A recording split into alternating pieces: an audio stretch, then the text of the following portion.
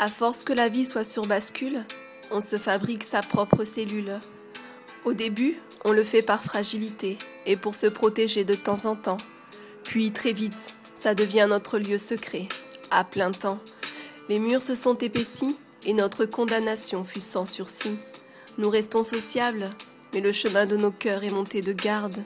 Impossible de pénétrer cette parcelle qu'on n'a jamais vraiment cherché à ouvrir. Il faut bien le dire, nous nous cachons bien derrière ce magnifique sourire.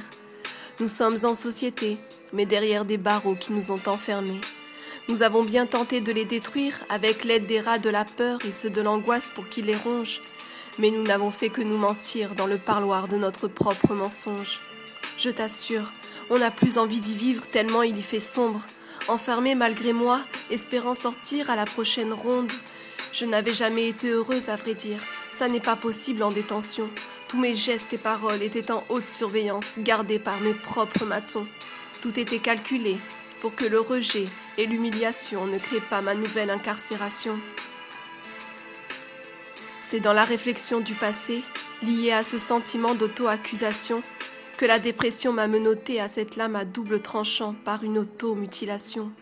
La culpabilité a trop longtemps voulu nous maintenir dans son cachot, pendant que l'on dépérissait et que nos mains ne puissent plus tenir tous ces cachets. Et j'ai espéré si fort voir des yo-yos d'espoir passer devant ma fenêtre. Mais Dieu a trouvé mon regard et j'y ai vu un feu naître. J'ai alors entrevu ma libération et l'excitation de ma propre évasion. Rassurez-vous, il n'est pas passé par la cour d'assises, attendant qu'il se prononce sur mon cas. Il n'a fourni aucune pièce requise, mais il s'est fait lui-même mon avocat. Dieu fit réparer les photos de mon âme dans cet album miné. Il fit régénérer tous ces chocs insoutenables que les jurés avaient abominés. Il prit le poids de ma condamnation, prit sur lui mon passé d'humiliation.